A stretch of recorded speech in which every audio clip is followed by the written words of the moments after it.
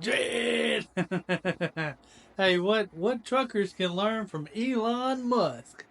Gotta tell you guys a little something here. All right, so in the business world, there's this thing called a race to the bottom. Okay, a race to the bottom is when you have a product or service, and then someone's trying to compete with you, and they come out with a similar product or service, and they try to underbid you. Okay, then you decide, you know what? I think I have to lower my prices to be more competitive and appease my people. So I got to lower my prices so I can make sure I'm competitive in this market. And then you do that, and either your competitor lowers it more, or someone else comes along and they start offering that same product or service for less, than the other person and you together. So and then what? Then what do? You keep lowering your freaking price and lowering your standards until you're done? Okay, and maybe that's what those competitors really wanted anyway, was to see you crash and burn, you know? And maybe it was a bunch of them putting freaking money together and resources together to do it to you. So luckily, um, Elon's not doing that. He's not gonna be stupid enough to keep lowering prices of his products and services and following for every freaking gag that comes along, right? So what we can learn from that is that these idiots can keep lowering pay for truck drivers, lowering the standards for truck drivers, uh, and trying to create a race to the bottom. The same thing they did with the freight rates, guys. Remember when the freight rates got so bad that they were like $1 a mile, and owner operators were like shutting their trucks down and saying, "Hey, we can't do that. We're not gonna do that. We'll park our trucks before we run freight for $1 a mile." Well, those cats had it right, man. They did the right thing. Now I can't knock a guy that needs a job, needs the money so bad that they're willing to do anything. Can't knock a person like that. There's people out there that have families to support, and they'll take a job paying anything, just to keep working. And hey, my heart goes out to people like that. But on the other hand, these guys out there that are getting involved in a race to the bottom, taking lower and lower paying jobs and working for freaking people who do not have our best interest in mind. People who are out to destroy our country. I'm talking about like those foreign 1099 companies. Guys, you gotta have better standards than that, okay? But then again, that's why I say, if you have to freaking do it, if you have to do it because that's all you can do, hey, more power to you. I'm not knocking it. I've been there myself where I had to freaking make a living and I had to go and do what I had to do. And some people have families and stuff, so they have to do it, right? But for those of us who really care about what we do, and we're not in that situation where we have so many obligations, we have to take whatever job we can. Just because uh, a truck driving job, for example, just because it's a local job, and it's getting you home every day, that doesn't necessarily mean that you should take that job for 17, $18 an hour, man, or $20 an hour. Sometimes you got to stand your ground with these people and say, "Hey, that's not enough money. You got to pay. You got to pay quite a bit more than that." And I did that with one company.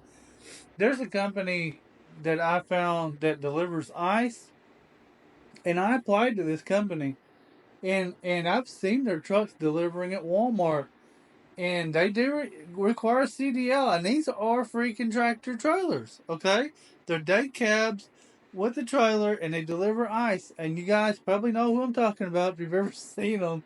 And I found out that these cats were only paying $13 an hour, man. And There's no way I'm taking that job, right? I've seen those guys having to unload that ice at Walmart, man. That's a freaking tough job, man. So there's no way I'm doing that for $13 an hour. But there's these cats that will do it. Okay, there's people that will. And if they have to have a freaking job so bad and nobody else will freaking hire them and they got families to support and that's all they can find, I understand them doing that job. But guess what, guys? That's not the case at all because those same people could say, you know what? That truck driving job is paying $13 an hour.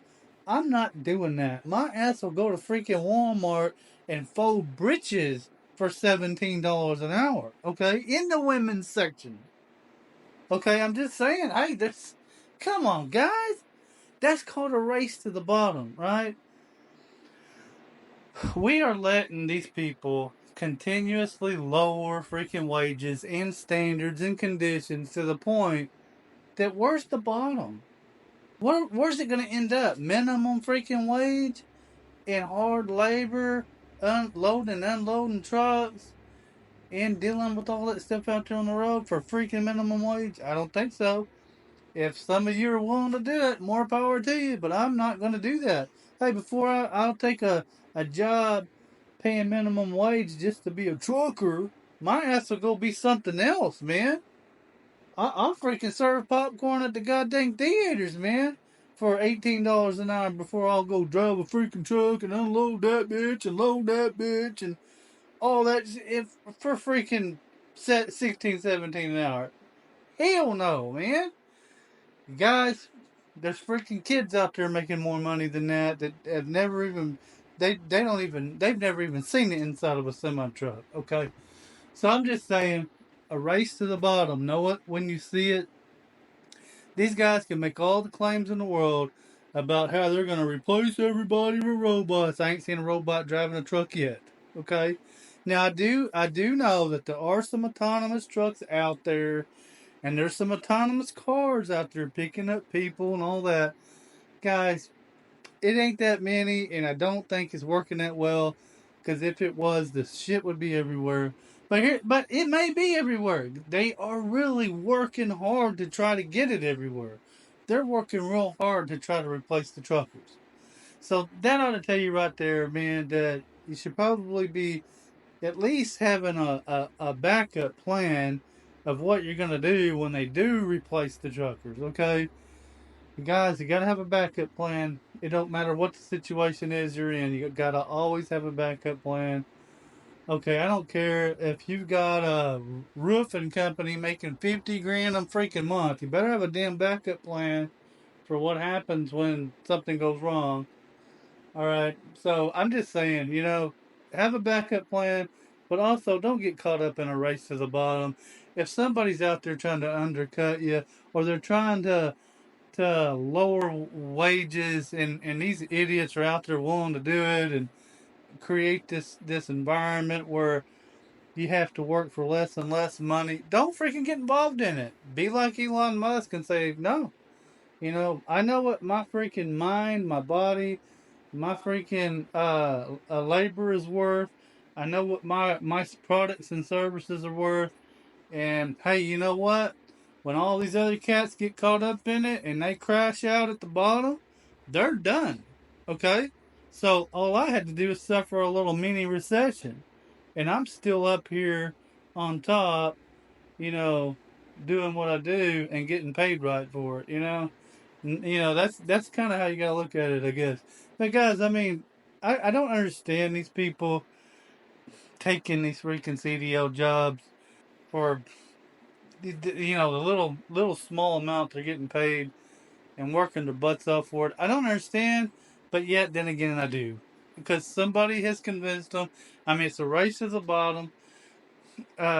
Somebody's convinced them that's all they can get, I guess, or that was the first job that called them and hired them, and they had bad luck everywhere else, so they thought that's what they had to do to make a living. But guys, before you take a truck driving job paying that kind of money, at least look around and see what else is hiring and what it's paying that's non CDL.